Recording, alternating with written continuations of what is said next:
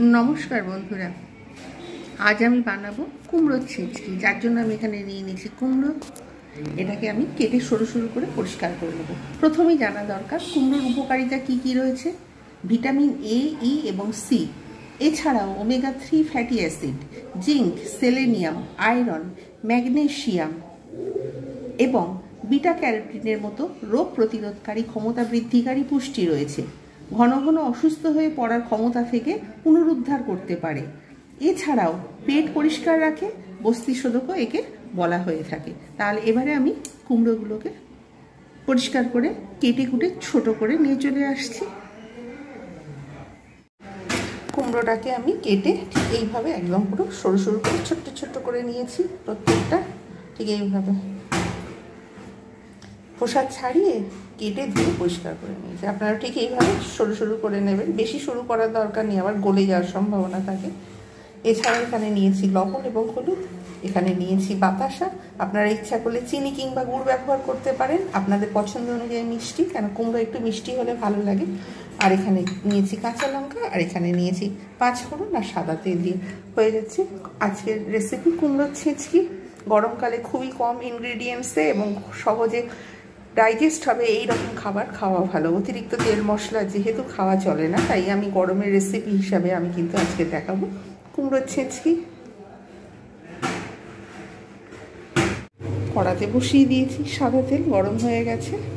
এতে দিয়ে দিলাম 5 ফোড়ন, একটুখানি জাস্ট ভেজে নেব। এইবার এতে আমি যেহেতু সুন্দর স্মেল যতক্ষণ পর্যন্ত না আসছে ততক্ষণ পর্যন্ত আমি একটু এইবার আমি এতে দেবো কাঁচা লঙ্কা,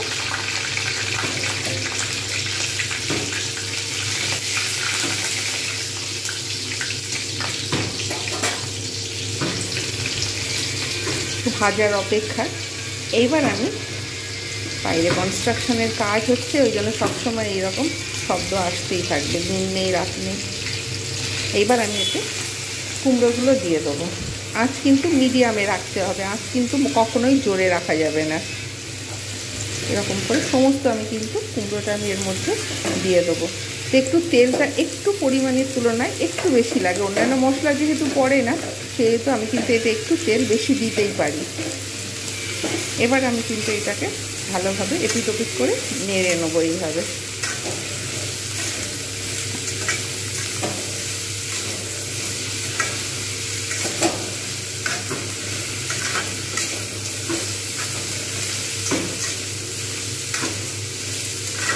এবারে আমি ভালোভাবে নাড়া হয়ে গেল সমস্তটাতে 5 ফোড়ন, তেল এবং লঙ্কার যে স্মেলটা সেটা কিন্তু হয়ে গেল। এবার আমি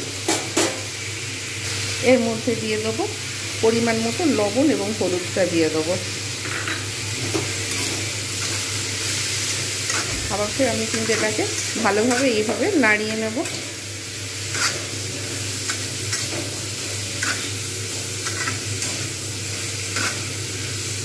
এটা কিন্তু খুব কম মশলায় অনেক সুস্বাদু এটা একটা খাবার,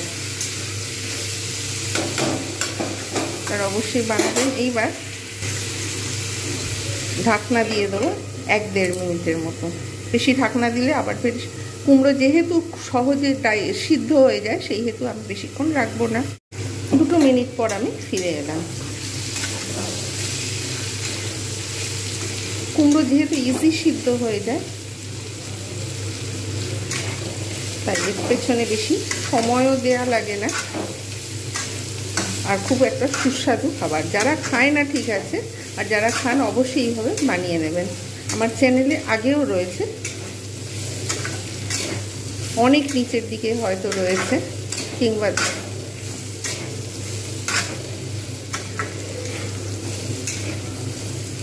আবার ফের এটাকে আজকের যেহেতু বানাচ্ছি তাই আমি এটাকে ভাবলাম একটা ভিডিও করে ফেলি। আর একটু ঢাকনা দিয়ে দেবো যতক্ষণ পর্যন্ত না ভালোভাবে একটু সিদ্ধ হচ্ছে 90%-এর মতো, ততক্ষণ পর্যন্ত আমি কিন্তু বাতাসা দেবো না। আবার ফের চলে এলাম প্রায় 1-1.5 মিনিট পর। দেখা যাচ্ছে পুরোপুরিভাবে সিদ্ধ হয়ে গেছে। এইবার আমি এর মধ্যে দিয়ে দেবো বাতাসা দুটো। আপনারা যেমন মিষ্টি খান, তবে অতিরিক্ত মিষ্টি দিলে খেতে মোটেও ভালো লাগবে না, গা গুলিয়ে উঠবে। এটা যতক্ষণ পর্যন্ত বাতাসাগুলো না এর সঙ্গে মিক্স হচ্ছে ততক্ষণ পর্যন্ত আমি একটু অপেক্ষা করব। এরকমভাবে ভালোভাবে এপিট ওপিট করে একটু নাড়িয়ে নেবো। অটোমেটিক্যালি বাতাসা কিন্তু এর সঙ্গে মিক্স হতে থাকবে। গরম ভাতের সঙ্গে, রুটির সঙ্গে, পরোটা লুচি সব কিছুর সঙ্গে কিন্তু এটা অসম্ভব সুন্দর লাগে এই কুমড়োর ছেঁচকি।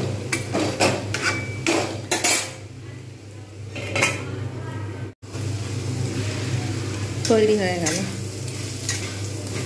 বাতাসাটা, প্রায় সব পুরোটাই গলে গেছে। একটু একটু দেখা যাচ্ছে যে এগুলো আমি খুন্তির সাহায্যে আমি কিন্তু এগুলোকে ভেঙে দিয়ে দিলাম। ঠিক এই রকম টেক্সচারটা এসেছে। এটা কিন্তু দুর্দান্ত লাগে স্টিম রাইসের সঙ্গে।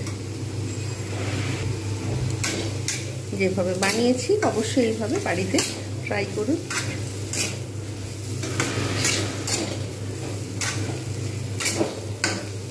হয়ে গেল কুমড়োর ছেঁচকি। এবার আমি গ্যাসের ফ্লেমটা বন্ধ করে সার্ভ করে দিয়ে তারপরে দেখাচ্ছি কীরকম হয়েছে। তৈরি হয়ে গেল সুপ্রসিদ্ধ কুমড়োর ছেঁচকি। আমি যেভাবে বানিয়েছি অবশ্যই এইভাবে বাড়িতে ট্রাই করুন। এটা কিন্তু স্টিম রাইসের সঙ্গে দুর্দান্ত লাগে। ভিডিওটা কেমন হয়েছে জানাতে ভুলবেন না। খুব কম মশলায় গরমের দিনে এটা কিন্তু অনেক স্বাস্থ্যকর এবং সুস্বাদু রেসিপি। একবার বানালে কিন্তু এটা বারে বারে বানাতে ইচ্ছা করবে এবং খেতে ইচ্ছা করবে। যারা যারা ভিডিওটা ফেসবুক থেকে, ইনস্টাগ্রাম থেকে দেখছেন তাদের অসংখ্য ধন্যবাদ। আর যারা যারা ইউটিউব থেকে লাইক করছেন, কমেন্ট করছেন, শেয়ার করছেন তাদের অসংখ্য ধন্যবাদ। প্রত্যেকে ভালো থাকবেন, সুস্থ থাকবেন। আর এতক্ষণ আমার সঙ্গে থাকার জন্য এবং আমার এই ভিডিওটা দেখার জন্য আমার তরফ থেকে জানাই অসংখ্য ধন্যবাদ। Bye bye and take care. Once again প্রত্যেকে আমার ভিডিওটা দেখবেন, লাইক করবেন এবং অনুরোধ রইল সাবস্ক্রাইব করবেন।